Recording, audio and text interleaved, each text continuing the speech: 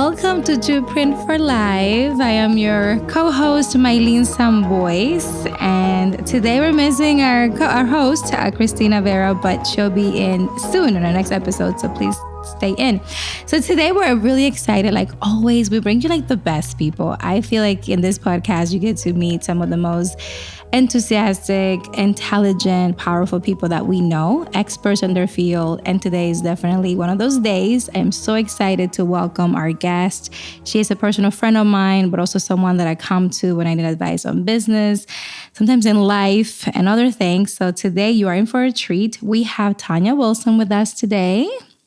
Welcome, Tonya. Thank you. Pleasure to be here. So excited that you said yes. I have a beautiful bio that I'd like to read you out to just for you to know a little bit about Tonya. We'll share this information on social media, but I want you to have some information as we're getting started and knowing why you need to be listening to this closely. So Tonya Wilson is certified business advisor and marketing coordinator for the Ohio Small Business Development Center at Columbus State Community College. For those of you that don't know, that's here in Columbus, Ohio. In this role, Tonya advises entrepreneurs and small businesses of the development, growth, and technical aspects of small businesses, management, and operations. In addition, Tonya is also responsible for the branding and marketing strategy for the center and the coordination of program development and promotion on over 200 training programs and events annually. That is a lot. Wow. Some of Tonya's background educationally, she includes an associate degrees in multimedia production, a Bachelor of Science in Organizational Management, and a Master's in Marketing and Communication.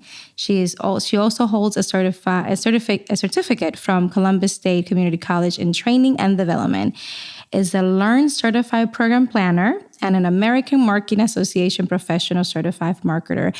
I feel like you're like our marketing queen. That's what I'm going to call you today, our marketing queen. That's generous. But yes. I'll take it. Oh my goodness. So, marketing is like a beast, right? So yes. To see that you are so well versed on this is amazing. But before we get into your career, I want to get into your life a little bit. So I want our guests to know who Tonya is. So tell us a little bit about how you got into this field. What inspired you growing up to even get here? So give us a little bit of background of who Tonya is.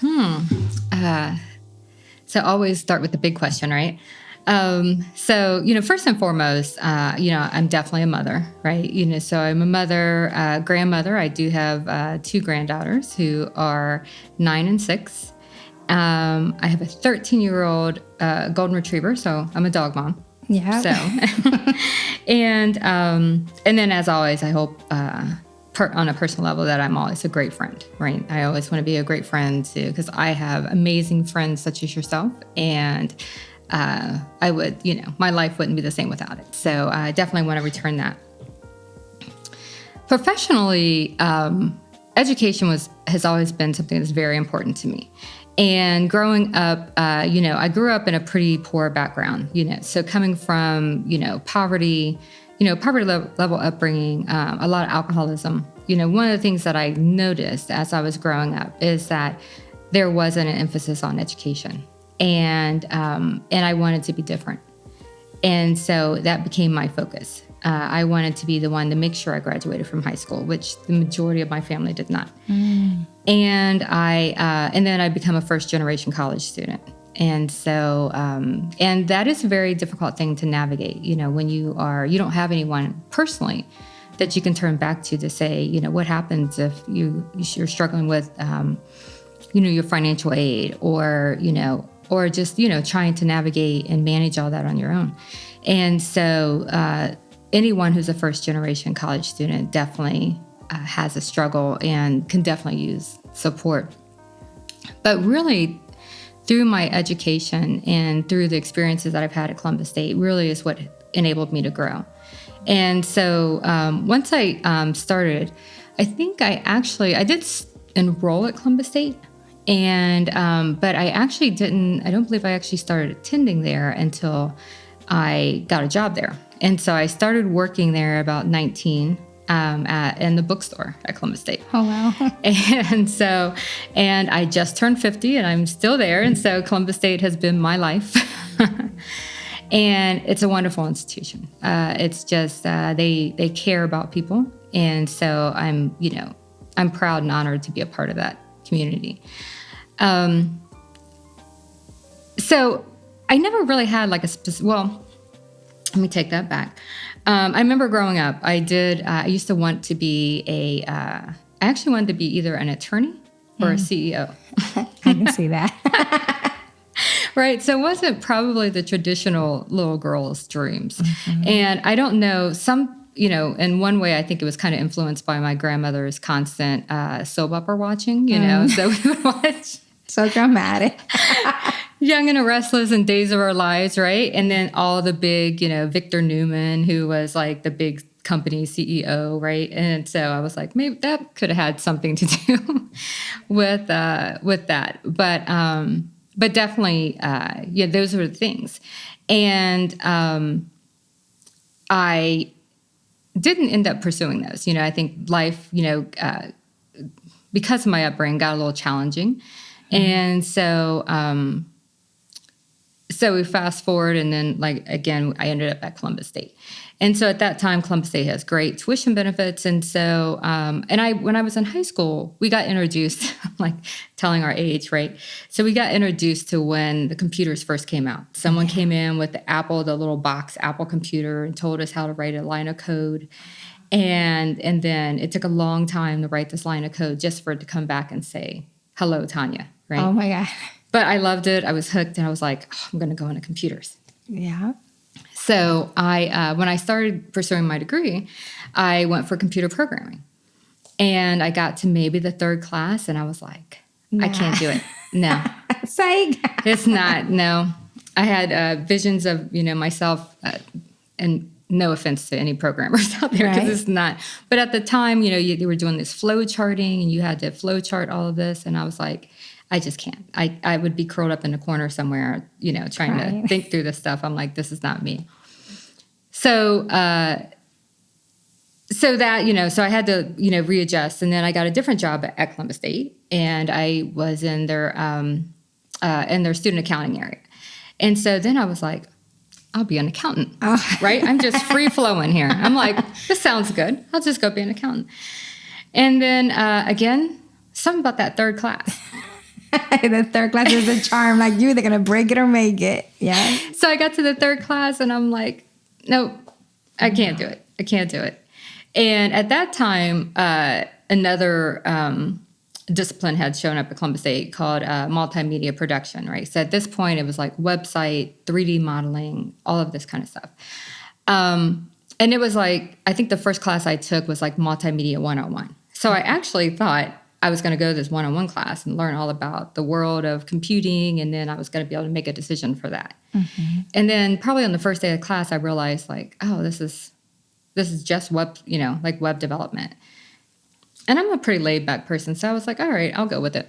Mm-hmm. And so I did end up enjoying that, completed that degree. And so I got that in 2001. And then I wanted to, from there, I wanted to pursue and get my bachelor's. At the time, the local schools, OSU may have had something, but I didn't check on them. But I couldn't really find a degree that was going to follow that multimedia, that was on the same path as that multimedia. So I had an opportunity to attend Wilberforce University, so HBCU, and complete my degree there. And so I went ahead and I did the organizational management track. And so, which was great because the third job I had at Columbus State was in Columbus State's training and development, our business and industry division. And so it fell right in line to understand like the organizational development, thinking about, performance, the performance of employees, also looking at, how organizations run, organizational culture, and why that's so important to make sure your company is running well. It's not just good enough that they have skills, right? They have to fit the culture. Yes. And so that was very interesting, and again, fit right in with what I was doing. And then I ended up in the marketing degree because I wanted to teach.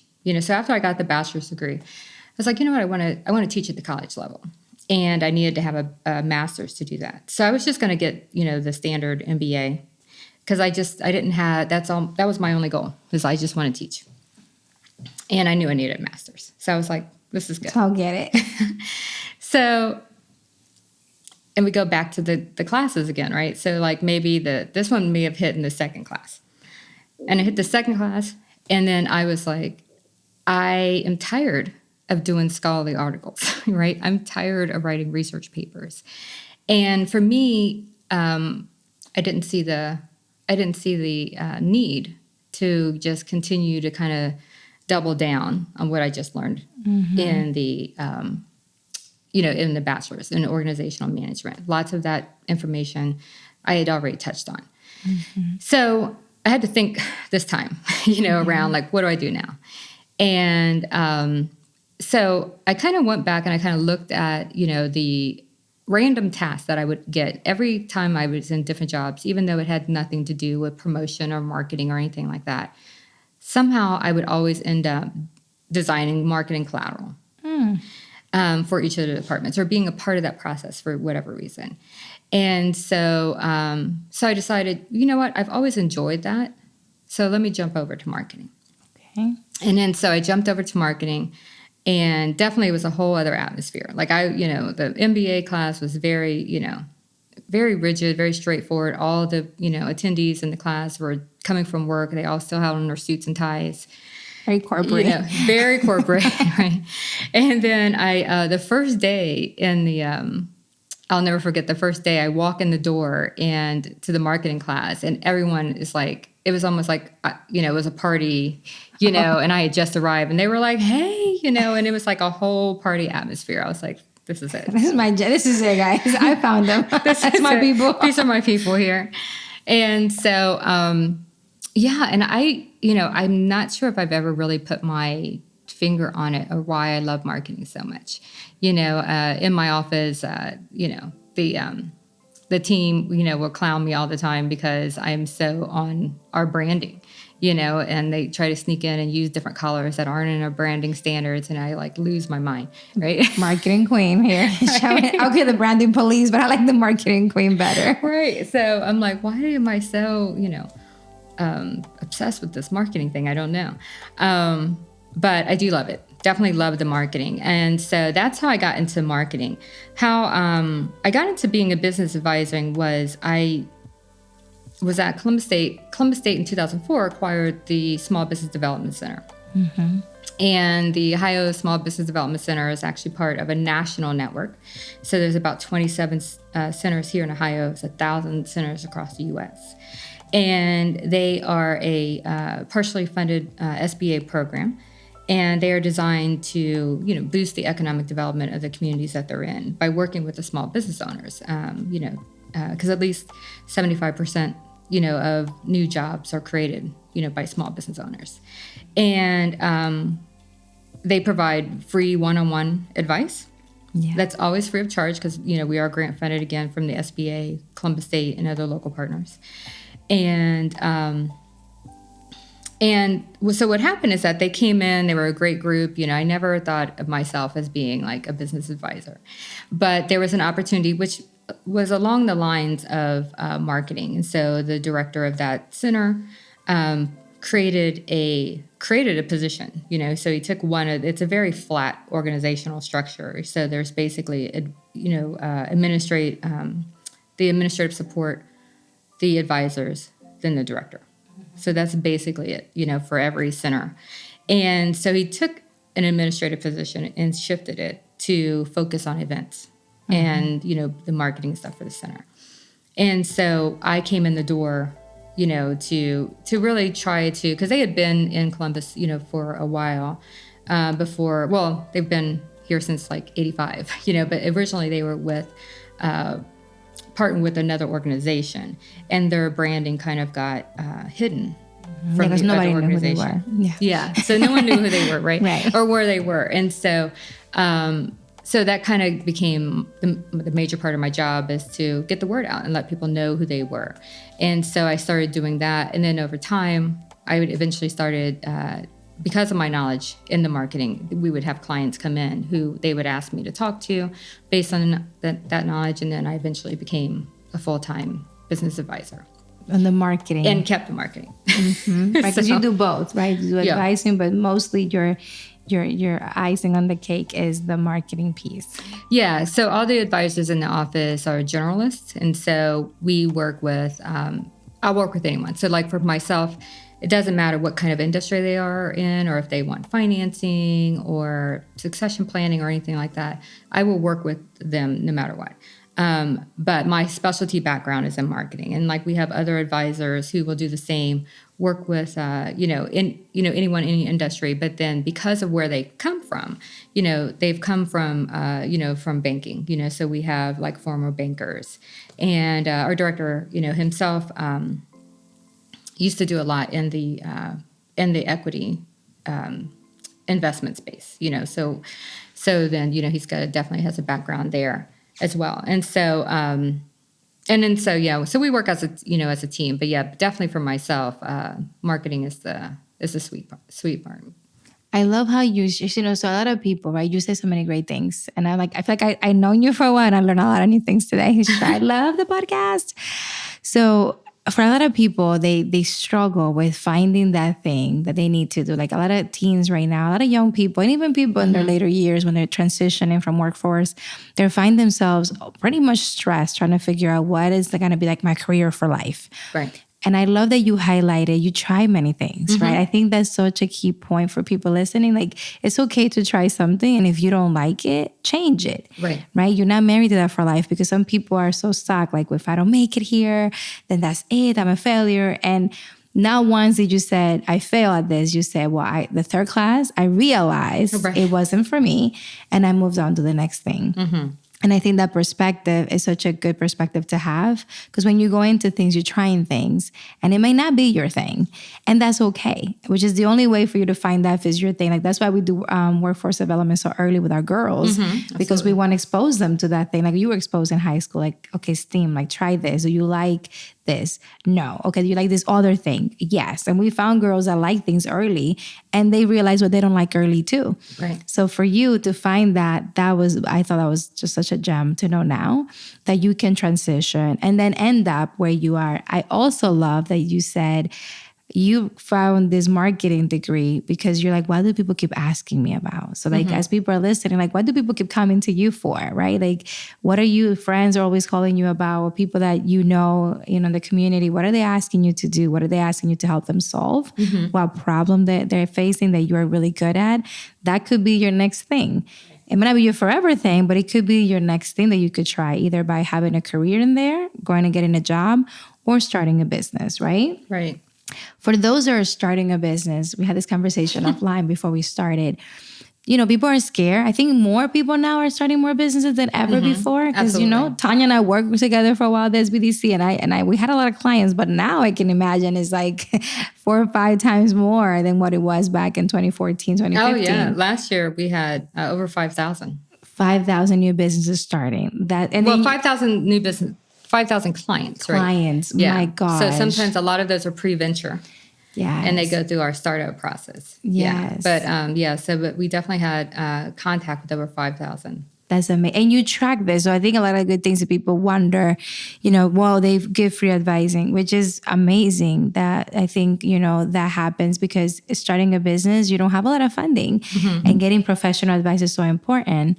So this advising is really helpful because they can help you start, right? Your LLC or your company, help you advise so that you have classes or your events are classes that you provide that you, I'm sure, put those on as well because I see your name. Yeah, absolutely. The one-on-one advising, we meet you wherever you are, because sometimes people will come in and say, okay, well, occasionally, and not often, especially if we're at a fair or something and someone approaches our table and they're like, okay, what kind of business should I start? And I'm like, that's not what we do. My favorite question used to be that from people. I got $75,000. What should I do? I said, whoa. Right. I'm like, no. So it's like, that's not what we do. But we help you take your idea, whatever that idea may be, and explore it. Vet that idea out, and if it actually is vetted out and it's a good idea, then we can move forward and with actually trying to implement it. I love that. So even if you don't know what you want to do, because some people used to come to us with that, I don't know what I want to do, but we have classes, right? Like the SBDC has classes for like, if you want to start a business, a base. So we have our base class, and our base is our entry level class. And so it's basically like entrepreneurship 101. And so we go through, talk about what's expected. You know, we give you information on the structure of the business, like you were saying, like setting up the LLC. We talk a lot. Marketing isn't everything. I know a lot of times one of the advisors in the office, we'd always, fight because he was like, marketing costs money and sales makes money. I'm like, you're not going to sell anything without marketing, right?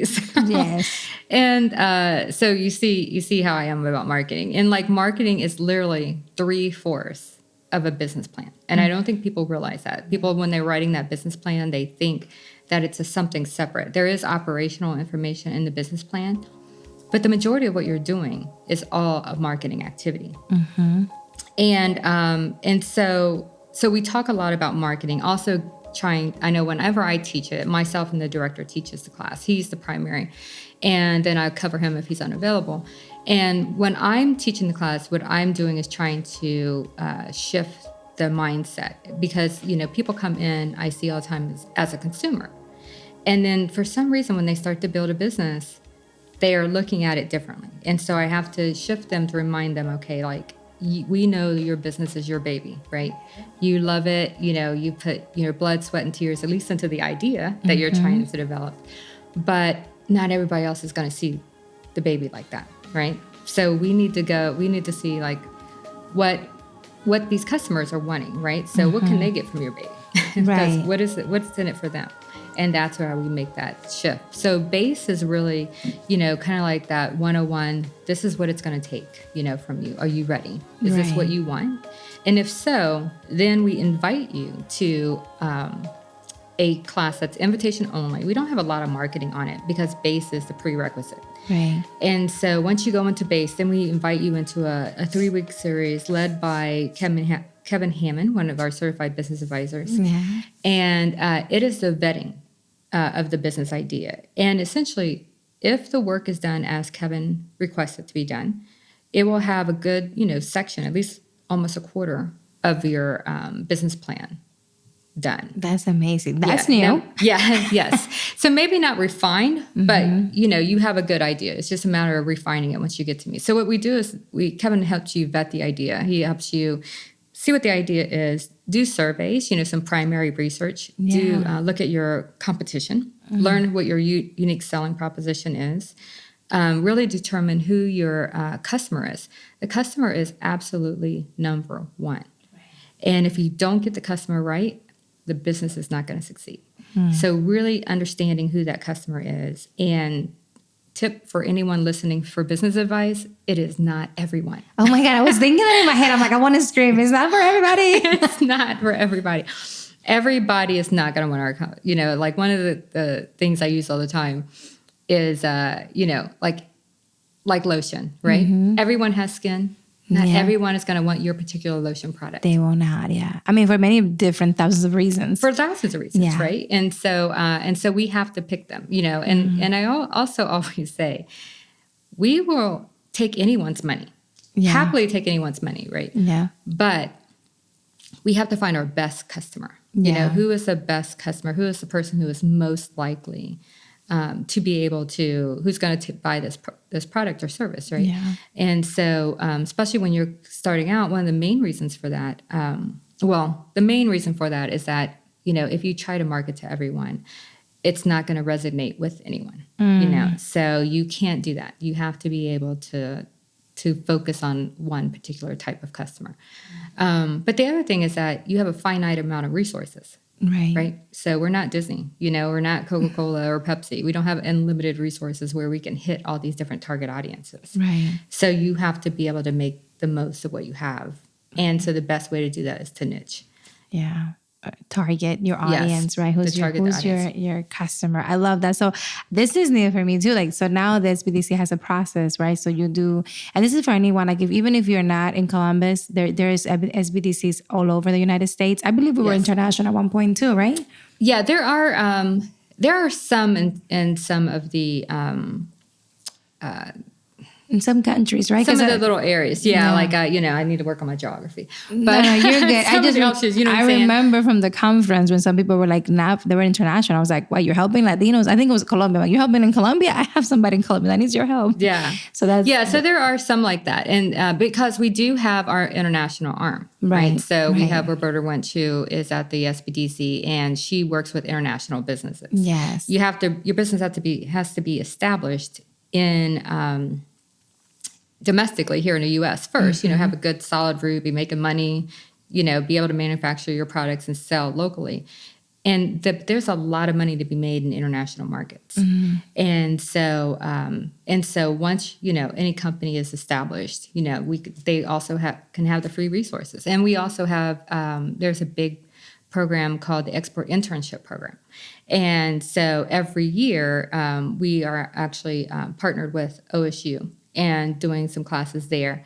And so what happens is that they have a group of students who will go through this international program, and they will actually be matched with local businesses, and they can have an export intern, for the summer, for a period of time, to help them advance their exports. And they are supervised by Roberta in our office. Oh, wow. Yeah. Roberta has a lot of work now, Roberta. I know. I'll give Roberta in one day for the international piece of this conversation, I feel. Yeah. But then one other thing I was going to say for the, and we call that class Biz Start 2.0. And, which is the second part of that. And then but I also wanted to mention that we also look at the financials. And basically those are like, what is the startup cost? And then try to help them understand the process of doing some cost projections. And so projecting out for the next year, how much, what your expenses are going to be and how much revenue you're going to need to make to be able to not only take care of your expenses, but to also be able to make a profit. Right. I love that. I think for anyone that's starting to just wants to start a business, the SBDC is a great resource, and I strongly recommend it. It's a free resource. I mean, there's some classes that sometimes have some costs, but they're minimal. Yeah. And right now, since COVID, we started doing everything virtually. Right. And our physical space is in a little flux right now because Columbus State's doing some remodeling. Columbus State has a great strategic plan where they're building out a lot of new things. And one of the things is that they're bringing back the Child Development Center, so there can be a daycare center downtown. Oh, nice. And so we were living in that space. Yeah. So our space is in a little flux. So right now we're still doing all of our classes virtually. And they're all free of charge. Excellent. Perfect. So this is your opportunity. If you've been thinking about starting a business, or you already have a business and you're like ready for the next step, or you just want to make sure that everything in your business is up to par, then I encourage you to visit the SBDC of Columbus. And we'll share some information. Tonya will share at the end how you can contact her, but then also on our social media, we'll share that. But this is probably one of the best resources you will find. I usually used to talk to people and they would be so shocked that this was available. And my mission when I was at the SBDC before, and even still today, is that everybody should know about the SBDC. Right. We're the best kept secret, but we do not want to be. Yes. And you've done a great job marketing. I think you have. And I think even when I was there, the Latino community really learned a lot about who we were. And my hope is that everybody, because, having an extra set of eyes to support you, I think that encouragement is so important when you're starting a business. I remember people coming feeling so defeated sometimes because of the world. Yeah, you can see it in their face. Yes. And as advisors, I think my biggest job for me, responsibility, was to motivate them, was to encourage them to not give up on their idea. As long as we all worked it out, we had the finance people on the team, we had the marketing people on the team. You have such a good team available to you to support you in your idea, or to help you see that's not a good idea, and maybe we should look at another idea. We should pivot the idea a little bit, right? Because sometimes it's not a failure; it's a pivot. We do a lot of pivoting, right? And then that's really a big part of our role too, because actually, if someone comes in and their idea is not going to work, it's not going to be viable, or it's just, it's not going to be, basically, it's not going to be a viable idea. It's a disservice, to them if we don't tell them. I mean, we want to save them from going down that path. Yeah. And, the thing about, I know with the, one of the things I always try to share, because for me, I'm always like, why are you doing this, right? Like, why is this free? And, because people want to know, like, before they buy into what you're doing. And because sometimes the advice is not what they want to hear. Absolutely. Oh, yes, absolutely. Yeah. And so what I try to get them to understand is that, this is a free, it's free of charge because it's paid by tax dollars, right? Because it's partially funded by the SBA. Yeah. And the way we are monitored, right, for lack of a better term, is that we have metrics to meet. Right. So like I said, when I'm able to tell you that we did over 5,000, work with 5,000 clients last year, we look at those metrics. And so we have metrics that are provided by the SBA.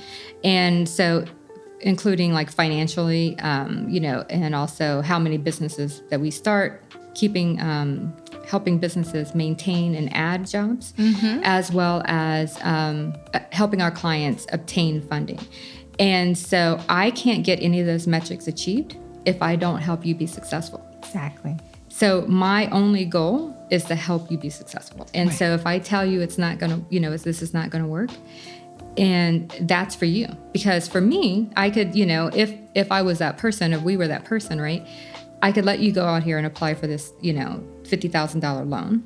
And then, because then I could count that as my $50,000 of my metrics. Right. But if I know you need $75,000 or $100,000 to get this off the ground, I can't let you apply for that $50,000 because now that's just going to put you in debt. Right. You're going to undercapitalize yourself, and that's going to be a huge disservice. And so regardless of whether that we're trying to get a viable business opened, and then so I can't be successful if you're not successful. So we're in this together.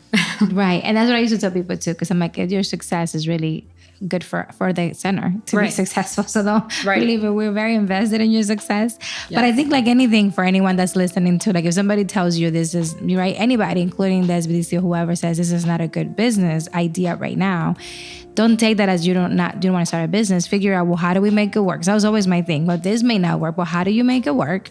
And then maybe there's a different thing you need to add to that business. Maybe you need to look at it from a different angle, right? Maybe you need to change something about the business idea, because it is your idea. It is your baby. And I understand that 100%. But you do want to take the advice of experts, because you do work with companies and banks that will fund a lot of these business ideas. And that's why I think also a perk. And people think I work for the SBDC. I don't, guys. And it's not, I don't get paid by the SBDC, but a lot of the SBA and other organizations. We might have to find a place for you, right? Now, you're doing a lot of good marketing here. And, in other organizations, they look at who you work with. And one thing that I found is that if they know that you're working with the SBDC, they feel more confident about lending you money or supporting your business idea, because they know that you're backed up by some professional advisors. We got a certification. That was like a master's degree. So the certification that business advisors go through is no joke. It's like, to me, felt like a master's degree. So I want to make sure that we're all aware of that. So that's information for you. I feel like hopefully if you get anything out of our amazing conversation today, is what resources are available to you, either starting a business or when you're already in a business, to help you succeed in your whatever idea you have, right? So make sure that you take a note of that. I wanted to ask you, Tonya, because you do so many things. You are a great friend. You're an amazing mom. Thank you. Awesome grandmother, because I follow you and I see the things you do for your grandbabies. What motivates you to be all of these things? So, what motivates me, first and foremost, is my kids and my grandkids. There's nothing I wouldn't do for them. So they are, above all else, they will always be first. And so my kids know that if they're going through something, I'm in the trenches with them, and so it's never going to be a thing like, well, go over here and handle it. No, if we have to roll up our sleeves together, we're both going to be in there. Example, my daughter, hope she doesn't get upset. I tell her about this, but she lost she misplaced her wedding ring one time. And she wasn't sure where it was. And she was thinking that, maybe it was, maybe I accidentally threw it away at work. We were literally at her job after work, dumpster diving, looking for that ring. Oh, my God. Ride or die right here. Ride or die. Right. We got to do what we got to do. Yeah. Right. And so they definitely motivate me first and foremost. I want to set a good example for them. I want to make sure that they are doing well in life, that they are protected and provided for. And so So they're always going to be my number one. Yeah. Aside from that, what really motivates me is whatever my goals and aspirations are of the moment.